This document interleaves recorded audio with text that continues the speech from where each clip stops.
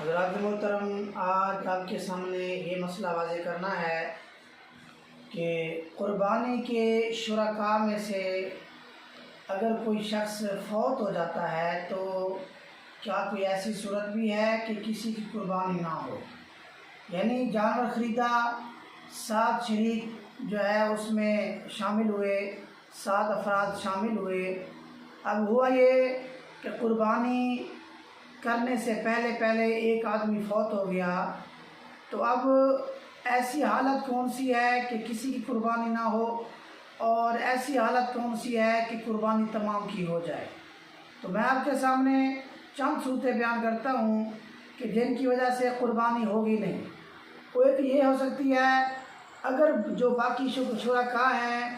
وہ اس آدمی جو فوت ہوا ہے اس کے ورثاء سے جو بالغ ہیں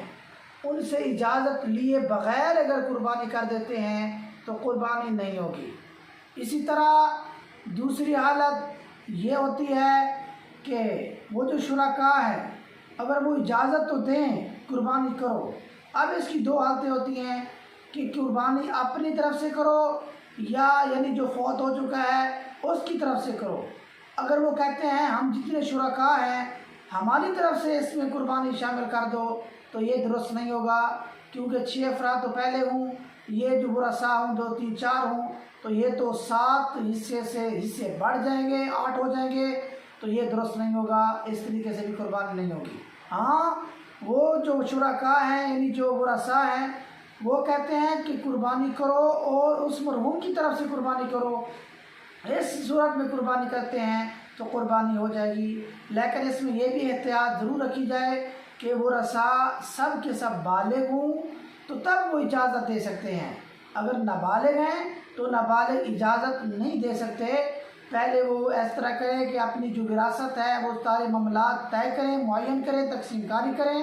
ان کے حصے میں جو بالغ ہیں ان کے حصے میں جو پھر جائیداد آئے، رقم آئے، سامان آئے اور وہ جو قربانی کا حصہ آئے وہ بالغوں کے حصے میں آئے، تو اس صورت میں جو بالغ ہیں